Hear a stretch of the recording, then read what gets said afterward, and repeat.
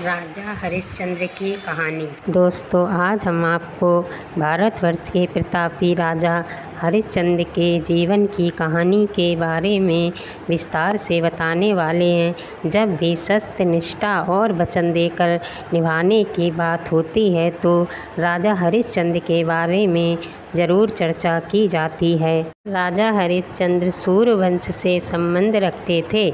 उनके पिता सूर्यवंशी सत्यव्रत थे।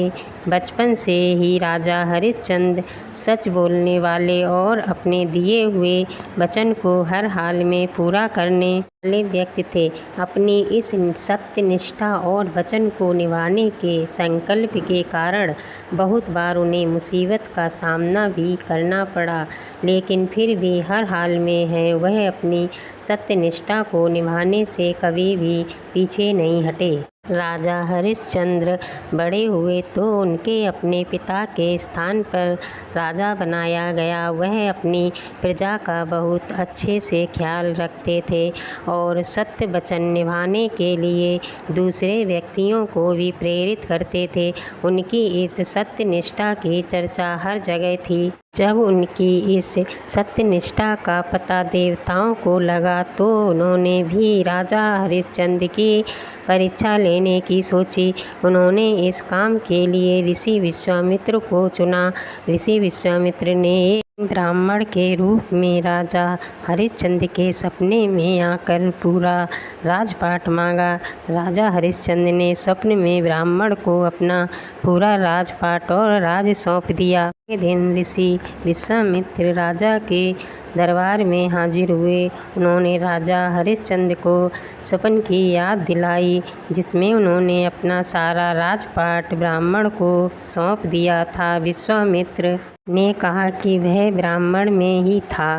राजा हरिश्चंद्र ने स्वप्न की बात स्वीकार करी और अपना सारा राजपाट और राज ऋषि विश्वामित्र को देने के लिए तैयार हो गए। राजा हरिश्चंद्र दान के साथ दक्षिणा भी देते थे, इसलिए उन्होंने विश्वामित्र से दक्षिणा के लिए पूछा तो ऋषि विश्वामित्र ने राजा हरिश्चंद्र से दक्षिणा के रूप में सोने की 50 मुद्राएं मांगी। राजा हरिश्चंद्र उसी समय सैनिक से राजभंडार से 50 सोने की मुद्राएं जाकर लाने को कहा, लेकिन ऋषि विश्वामित्र ने इस पर आपत्ति जताई और कहा कि आप पहले ही अपना राजपाट और राजदान कर चुके हैं। अब आप अपने राजभंडार से मुझे यह स्वर्ण मुद्राएं नहीं दे सकते। जब राजा हरिश्चंद्र दक्षिणा देने में असमर्थ दिखे तो ऋषि विश्वामित्र ने कहा कि यदि तुम मुझे दक्षिणा नहीं दोगे तो मैं तुम्हें श्राप दूंगा। राजा हरिश्चंद्र ने ऋषि विश्वामित्र को कहा कि मैं आपको अवश्य दक्षिणा दूंगा। राजा हरिश्चंद्र ने विश्वामित्र को दक्षिणा देने के लिए अपने आप को काशी के एक चांडाल को बेच दिया और ऋषि विश्वामित्र को दक्षिणा दी। हरिश्चंद्र की पत्नी और एक लड़का थे। जब राजा हरिश्चंद्र ने खुद को चांडाल के हाथों बेचा तो वह अपने परिवार से भी दूर हो गए। हरिश्चंद्र शमशान में रहकर शवों को जलाने का काम करने लगे। राजा हरिश्चंद्र की पत्नी भी दूसरी महिलाओं के घर काम करके अपना और अपने बच्चे का पालन पोषण करने लगी। रानी, जिसके किसी समय में बहुत दासी हुआ करती थीं, उसको अब खुद गुजारा करने के लिए दूसरों के घर काम करना पड़ रहा था। एक दिन राजा हरिश्चंद्र के पुत्र रोहतास को सांप ने काट लिया जिससे उसकी मृत्यु हो गई। राजा हरिश्चंद्र की पत्नी के पास अपने पुत्र का दाह संस्कार करने के लिए भी पैसा नहीं थे। वह अपने पुत्र को हाथों में लेकर ही शमशान घाट में चली गई। वह उसी शमशान घाट में गई जिसमें राजा हरिश्चंद्र काम किया करते थे। वहाँ पर राजा हरिश्चंद्र की मुलाकात अपनी पत्नी के साथ हुई और उन्हें पता लगा कि उनके पुत्र की मृत्यु हो चुकी है।